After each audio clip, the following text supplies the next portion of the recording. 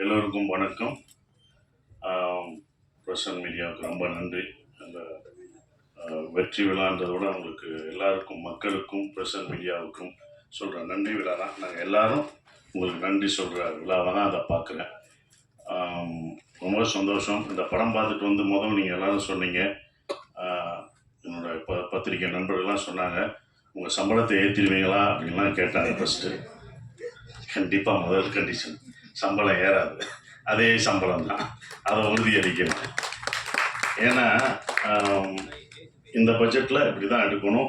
சம்பளம் ஒவ்வொருத்தவங்க சம்பளம் ஏற்றும் போது அடுத்த இது பண்ணும்போது அது பட்ஜெட் ரொம்ப ஜாஸ்தியாகும். இதை விட உங்களுக்கு தெரியும் மார்க்கெட்டில் ரொம்ப கம்மியாகும் அப்படின்ற ஒரு விஷயங்கள்லாம் தெரியும் சம்பளத்தில் ஏற்றல. இன்னும் ரொம்ப சந்தோஷம் என்னென்னா, எனக்கு பல ஆண்டுகளுக்கு அப்புறம் இவ்வளோ பெரிய வெற்றி கிடைச்சிருக்கு. அதான் இவ்வளோ பெரிய வெற்றி கிடைச்சிருக்கு, பெரிய வெற்றி. இது என்னோட வெற்றியாக நான் நினைக்கல. இந்த படம் வெற்றியை வந்து ஒரு சசிகுமார் ஜெயிச்சுட்டான், $1 மில்லியன் ஜெயிச்சிருச்சு அப்படின்னு நினைக்காதீங்க. புது இயக்குநர்களுக்கு சான்ஸ் கொடுக்கலாம். இனிமேல் எல்லாம் புது இயக்குநர்கள், தோல்வி அடைஞ்ச இயக்குநர்களுக்கு நம்பிக்கை கொடுத்துருக்கு. இந்த படம் வந்து நம்பிக்கை தான். நாங்களாம் உங்களுக்கு நம்பிக்கை தான் கொடுத்துருக்கோம். பொறுமையாக காத்துக்கிட்டு அதுக்கான இதில் இருந்தால் கண்டிப்பாக நமக்கு வந்து வெற்றி கிடைக்கும். இன்னொன்று, நம்ம தோல்வியை ஒத்துக்கணும். நான் தோல்வி அடைஞ்சிருக்கேன். என் தோல்வியை ஒவ்வொரு தடவையும் நான் ஒத்துக்கிட்டேன்.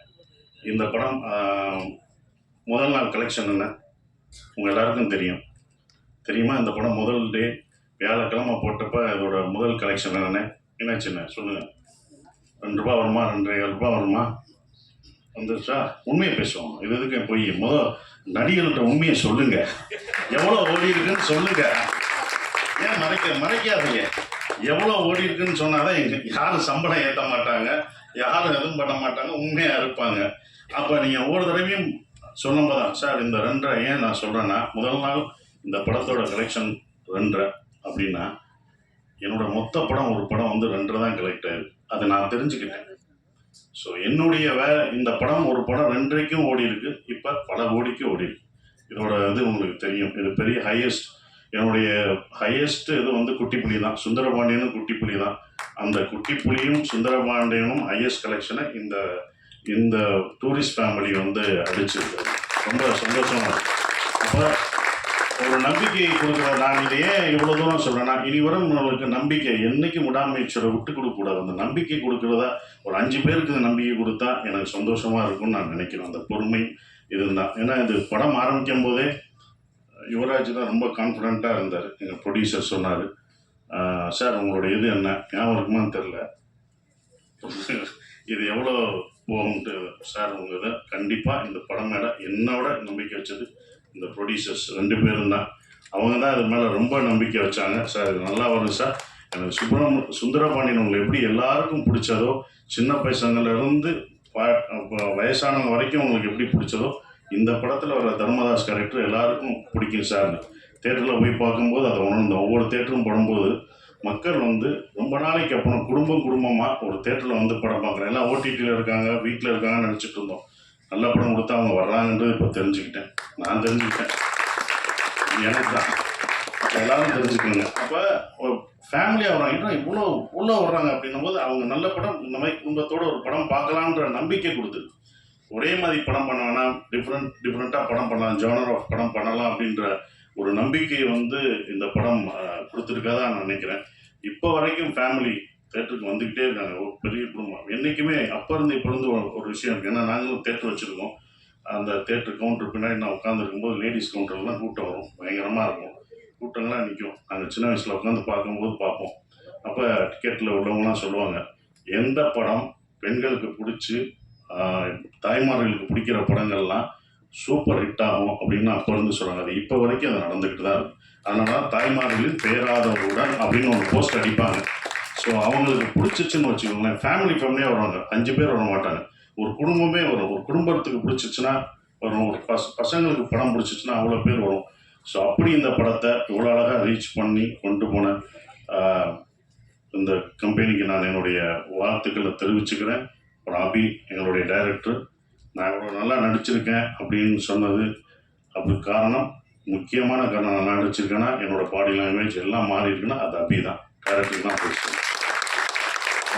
ஒவ்வொரு விஷயமும் பார்த்து தான் சொன்னேன். இது எப்படி பண்ணும் அப்படின்றது அந்த கையை வச்சுன்னு சொன்னேன். நமக்கு பொண்ணு இருக்கும், அது அவரோட தான். இன்னொரு தடவை பொண்ணு நல்லா பண்ணிடுறேன் இன்னொரு தடவை நமக்கு பொண்ணு இருக்கும் அப்படின்னு இப்போ எல்லாம் வந்து சொல்லும்போது அது அபியோட ஸ்டைலை தான் நான் பிடிச்சேன். ஸோ அபி, தேங்க்யூ. இப்படி ஒரு நல்ல படத்தை எனக்கு கொடுத்ததுக்கு நான் நன்றி சொல்லணும். நீங்கள் எனக்கு நன்றி சொல்லிட்டீங்க, நான் உங்களுக்கு நன்றி சொல்லணும். ஏன்னா ஒரு ஸ்கிரிப்ட் எழுதுறதுக்கு வயசு முக்கியம் இல்லை, அதை நிரூபிச்சுட்ட நீ எல்லாருக்கும் ரோல் மாடலாக இருக்க. இனி உன்னுடைய அடுத்த படம் தான் ரொம்ப கஷ்டமானதாக இருக்கும். ஏன்னா முதல் படம் சுப்பிரமணியம் முடிச்சு 2வது படம் என்ன பண்ணணும்னு நமக்கு தெரியாது. அந்த அனுபவத்தை சொன்னேன் கேர்ஃபுல்லாக. அதையும் முதல் படமாக முதல் படத்தில் என்ன எதிர்பார்த்தோங்களோ அதை கொடுத்துரு. நம்ம புதுசாக பண்ணணும், அது பண்ண முடியாது. ஸோ உன்னுடைய அடுத்த படம் உனக்கு வந்து இதை விட ஒரு பெரிய நடிகர் உனக்கு வரலாம், இன்னும் பெரிய நடிகர்கள் உனக்கு வருவாங்க, பெரிய ப்ரொடக்ஷன் வரும், பெரிய காசு வரும். ஆனால் கரெக்டான படத்தை மட்டும் எடுத்து, அதுதான் கரெக்டான படத்தை மட்டும் எடுத்து. ஏன்னா இன்னும் உன் எல்லா கண்ணும் உன் மேலே தான் வாட்ச் பண்ணுவாங்க. அடுத்து உனக்கு ரொம்ப இதுக்கு பொறுமையாக நல்ல ஸ்கிரிப்ட் பண்ணி ஜெயிச்சிரு. உன் அடுத்த வெற்றிக்காக நாங்கள் இன்னும் மாவளோடு காத்துக்கிட்டு இருக்கோம். அது நீ ஜெயிக்கணும் அப்படின்ற ஒரு விஷயம். சிம்ரன் மேடம் ரொம்ப சந்தோஷம். உங்கள் படங்கள்லாம் அவ்வளோ ரசித்து பார்த்தோம். சிம்ரன் வரலையான்னு நாங்கள் அடுத்த நான் வெற்றி விழாவில் கூப்பிட்டு வரேன்னு சொன்னேன். அதே படம் வெற்றியும் அடைஞ்சது. உங்களை கூப்பிட்டு வந்துட்டேன், ரொம்ப சந்தோஷம். நீங்களாம் தான் வந்துட்டீங்க, கூப்பிட்டு வந்துட்டேன்னு ஒரு படம் நீங்களாம் வந்துட்டீங்க, அது ஒரு சந்தோஷம். ஆனால் அப்போ அது ரொம்ப சந்தோஷம் மேடம். அவங்களோட ஒர்க் பண்ணது எனக்கு ரொம்ப சந்தோஷமான ஒரு தருணமாக இருந்தது. நம்ம இப்போ வந்தது பெண்ணா வானவில் தானான்னு பூமியிலே பூ பறிக்கும் தேதான்னு தேட்டரில் பார்த்துருப்போம். பொருளாதாரம் திருவிழா அவங்களை அப்படி வச்சு பார்த்துருப்போம். அவங்க நம்ம செட்டுக்கு வர்றதே எங்களுக்கு எப்படி இருக்குன்னு பார்த்துக்கோங்க, அந்த மாதிரி தான். ஸோ அவ்வளோ அந்த சீனியாரிட்டி அதெல்லாம் எதுவுமே கிடையாது. அவங்க அவ்வளோ அழகாக பர்ஃபார்மன்ஸ், அவங்க அவ்வளோ பர்ஃபார்மன்ஸ் படம் பார்த்துருக்கோம். வாலியாக இருக்கட்டும் சரி, பஞ்சதந்திரமாக இருக்கட்டும், அவ்வளோ பர்ஃபார்மரான ஒருத்தவங்க. அவங்கள நாங்கள் வந்து நல்லா பார்த்துக்கணுன்ற ஒரு இதுதான் இருந்தது. அவங்க மரியாதை, அவங்களோட உழைப்புக்கு நம்மளுடைய தமிழ்நாட்டில் வந்து நம்ம தமிழை கற்றுக்கிட்டு அவங்க தமிழ்நாட்டில் அப்படி இவ்வளோ படங்கள் பண்ணியிருக்காங்க. அவங்களுக்கு நம்ம எவ்வளோ ரெஸ்பெக்ட் கொடுக்கணும் அப்படின்றதான் எனக்கு செட்டுக்குள்ளே ரொம்ப இருந்தது. அது எல்லாருமே நாங்கள் கொடுத்துருக்கோம். உங்களுக்கு அவ்வளோ மரியாதையாக கொடுத்து உங்களை ஒரு ராணி போல் பார்த்துருக்கோன்ற நம்பிக்கை எங்களுக்கு இருக்குது. அது உண்மையாக நீங்கள் தான் சொல்லணும். Thank you madam. அதுதான் அப்படி. ஆனால் அவங்கள அவ்வளோ பார்த்துக்கிட்டோம் நாங்கள் எல்லாருமே, யூனிட் எல்லாமே பார்த்துக்கிட்டது எல்லாமே. Thank you madam. உங்களோட ஒர்க் பண்ணதுக்கு எனக்கு ரொம்ப சந்தோஷம். சூப்பர் ஸ்டார் கமலேஷ், நான் பேர் சொன்னேன், லிட்டில் சூப்பர் ஸ்டார். அவர் ரொம்ப சின்ன பையன், லிட்டில் சூப்பர் ஸ்டார் மாதிரி அழகாக சின்ன பையனாக இருந்தாலும் அவன் நான் பேர் சொன்னேன். அவன் வந்து காமெடியில் இந்த படத்தில் ஃபுல் காமெடி அவன் தான் பண்ணுவான் அப்படின்னு சொன்னேன். ஸோ அந்த என்டர்டெயின்மெண்ட் எங்கே போனாலும் கமலேஷை கேட்டுட்ருக்காங்க. இந்த மாதிரி படம் உனக்கு இன்னொன்று கிடைக்குமான்னு தெரில, சூப்பராக பண்ணிட்டீங்க. அப்புறம் யோகலட்சுமி, சௌந்தர்யா, அவங்க எல்லாம் நடித்தது ரொம்ப சந்தோஷம். ஸ்ரீஜாமாவில் அவங்க பொண்ணு வந்திருக்காங்க, அவங்களுக்கும் என்னுடைய வாழ்த்துக்களை தெரிவிச்சுக்கிறேன். பாஸ்கர் சார், குமரவேல் சார், எல்லாருமே பக்ஸ் எல்லாம் பிரமாதமாக நடிச்சிருக்காங்க. எல்லா கேரக்டரும் இருந்தது. எல்லாம் என்கிட்ட கேட்கும்போது வந்து ஒரே ஒரு கேள்வி தான் கேட்டாங்க, எப்படி சார் நீங்கள் ஹீரோ நடிக்கிறீங்க, இத்தனை பேர் இவ்வளோ கேரக்டர் நடிக்க விடுறீங்க, இவ்வளோ பேர் நல்லா நடிச்சிருக்காங்க, இவ்வளோ பேர் ஸ்பேஸ் தர்றீங்க அப்படின்னாங்க. முதல் காரணம் நான் டைரக்டராக இருந்தேன், அதனால் அதை டைரக்டர் பாயிண்ட் ஆஃப் வியூவில் பார்த்தேன். ஆனால் ஒரு நடிகராக இருந்தால் கொடுத்துருக்கேன்னு தெரியல. 2வது பாயிண்ட்டு, இந்த கதையில் வந்து தர்மதாஸ் அம்மாவாக இருந்தான். அந்த அம்மா தான் எல்லாருக்கும் சோறு ஊட்டி விடுற மாதிரி, இந்தா நீ சாப்பிடுன்னு எல்லாருக்கும் கொடுத்துட்டு கடைசி நான் சாப்பிட்டுக்கிட்டேன். அதனால தான் எனக்கு அவங்க சாப்பிட்டது போக எனக்கு அது கடைசி எனக்கு பேர் கிடைச்சது. அது இவங்க எல்லாம் அதெல்லாம் தூண் மாதிரி பிடிச்சி நின்னாங்க. ஸோ அவங்க எல்லாருக்கும் நன்றியை தெரிவிச்சுக்கிறேன். இந்த படம் எனக்கு வந்து கொடுத்தது வந்தது சந்தோஷ், திங்க் மியூசிக் சந்தோஷம், சரவணம், இரா சரவணம்னு சொன்னாங்க. ஸோ அதுக்கு அவங்களுக்கு சந்தோஷம் நன்றியை தெரிவிச்சுக்கிறேன். ஒவ்வொரு விஷயத்துக்கும் அவங்க வருவாங்க. எங்களோட சுப்பிரமணியபுரத்தில் வந்து ட்ராவல் பண்ணுறாரு. ஸோ இப்படி ஒரு படத்தை கொடுத்து தேங்க்யூ சந்தோஷ். அப்புறம் எடிட்டர் எல்லாருக்கும், என்னோட காஸ்டியூம் நல்லா பண்ணோமா, இந்த தர்மதாஸ் காஸ்டியூம் நல்லா இருந்துச்சு. என்னடா கட்டம் போட்டது, என்னடா கிரே கலராக கொடுக்குறாங்கன்னு. அப்போ அதுக்கு ஒரு காரணம் சொன்னாப்புல, சார் கிரே நீங்கள் வேலை கிடைக்கிற வரைக்கும் கிரே போடுவீங்க, அதுக்கப்புறம் வேலை கிடைச்சோன்னே வேறு மாறுவீங்கன்னு சொன்னீங்க. அந்த போஸ்டரே அந்த காஸ்டியூமே உங்களுக்கு ரொம்ப அந்த டிசைன்ஸ் ரொம்ப பிடிச்சது. நான் ஆரம்பத்திலே சொன்னேன், இந்த படம் வந்து உலக தமிழர்கள் மட்டும் இல்லை, உலக லெவலில் இந்த படம் பெரிய வெற்றி அடையும்னு நான் சொன்னேன். கண்டிப்பாக உலகத்தில் எல்லா பேரும் அவ்வளோ ரசித்து பார்க்குறாங்க. அந்த ஈழத்தமிழ் பேசின விஷயத்த அண்ணா அப்படின்னு அவ்வளோ இது பண்ணுறாங்க. நீங்கள் எப்போனா எங்கள் ஊருக்கு வருவீங்க எல்லாம் கேட்டுட்ருக்காங்க. அபி, இது யாருக்கும் கிடைக்காத ஒன்று கிடச்சிருக்கு. இனி உங்களை அப்படி கொண்டாடுவாங்க. வெளிநாடு போனால் நம்ம ஊரில் நம்ம மக்கள் எப்போதும் கொண்டாடுவாங்க. ஆனால் வெளிநாட்டில் அவங்க இன்னும் உன்னையும் எல்லாரும் இந்த டீமில் இந்த படத்தில் நடித்தவங்க எல்லாத்தையும் அவ்வளோ கொண்டாடுவாங்கன்ற நம்பிக்கை எனக்கு இருக்குது. ஏன்னா வெளிநாடுகளில் இந்த படம் அவ்வளோ வெற்றி அடைஞ்சிருக்கு, ஹையஸ்ட்டாக போயிட்டுருக்குன்றாங்க, பல தேட்டர்களில் போயிட்டுருக்குன்றாங்க. ஸோ அது ரொம்ப சந்தோஷத்தை கொடுக்குது, மறக்க முடியாத ஒரு விஷயமா இருக்குது. எல்லாருக்கும் நன்றி சொல்லிட்டு ஷான், நாங்கள் 2 பேரும் நிறைய தடவை ட்ராவல் பண்ணியிருக்கோம். அதுவும் இந்த ப்ரமோஷனில் தான் ரொம்ப பழக்கம் அடைஞ்சது. அப்புறம் எங்களுடைய எழுத்தாளர் கவிஞர் மறக்கவே முடியாது மோகன்ராஜ், முதல் படத்தில் இது பண்ணுறது இப்போ வரைக்கும் ட்ராவல் பண்ண மறக்கவே முடியாது. ஸோ எல்லாருக்கும் நன்றியை தெரிவிச்சுக்கிறேன். அப்புறம் விஜய், அவங்கெல்லாம் வந்து ப்ரொமோஷன், இதில் வந்து ப்ரொடக்ஷனில் ரொம்ப சொல்கிறது ப்ரொமோஷன் தான். அவ்வளோ இது பண்ணிட்டாங்க தம்பி. ப்ரொமோஷன்லாம் ரொம்ப அழகாக சிறப்பாக என்ன பண்ணணும் அப்படின்னு அதுக்கே தனியாக அவங்க செலவழிச்சாங்க. அதெல்லாம் நான் கற்றுக்கிட்டேன். ஒரு படத்தை வந்து எடுக்கிறது பெருசு இல்லை, அதை கொண்டு போய் மக்கள்கிட்ட சேர்க்கிறது தான் ரொம்ப முக்கியமான விஷயம். அதை அவ்வளோ அழகாக சேர்த்தாங்க.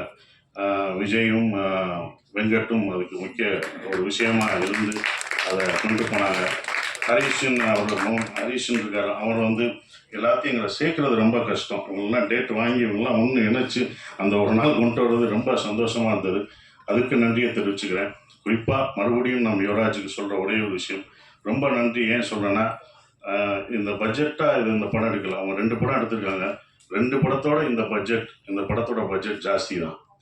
நானே சொல்லுவேன், வேணாம் இவ்வளோ போகாதீங்க அப்படின்னு நான் சொல்லுவேன். அவங்களோட சண்டைலாம் போட்டுக்கேன், வேணாம் என்னை வச்சு மினிமம் பட்ஜெட்டில் எடுங்க, இவ்வளோ போகாதீங்க அப்படின்வேன். அது அவருக்கும் சொல்லியிருக்காங்க, இவரை வச்சு ஏன் எடுக்கிறீங்க, இது போகுமா என்னன்னு பார்த்துக்கோங்கன்னு அவருக்கும் சொல்லியிருக்காங்க. அவர் என் மேலே நம்பிக்கை வச்சுருந்தாரு. அதோட இல்லை சார் நான் நம்பிதான் சார், நானே சொல்லுவேன். ராமேஸ்வரம் போகும்போதும் நான் சொல்கிறேன், பட்ஜெட் ஏறிடுச்சு நம்மளோட நான் சண்டை போடுவேன். இதோட 25ஆம் தேதி ஏன் போடுறீங்க, கிறிஸ்மஸ் ஹாலிடேஸ் எல்லாம் டபுளாக இருக்கும், வேணாம் சார் பரவாயில்ல சார் அப்படின்னு சொன்னாங்க. இந்த படத்து மேலே அவங்க அவ்வளோ நம்பிக்கை வச்சுருந்தாங்க. அந்த நம்பிக்கை வீண் போகலை. இந்த வெற்றி எங்களோட வெற்றி இல்லை, இது தமிழ் சினிமாவின் வெற்றியாக தான் நான் கருதுகிறேன். குடும்ப படங்கள் நிறையா வரும்ன்ற நம்பிக்கை எனக்கு இருக்குது. ஸோ இன்னும் மாறும், நிறையா படங்கள், நிறையா ஜேனர் படம் வரும்னு நினைக்கிறேன். உங்கள் எல்லாருக்கும் என் நன்றியை தெரிவிச்சு அப்படியே நன்றி. தேங்க்யூ.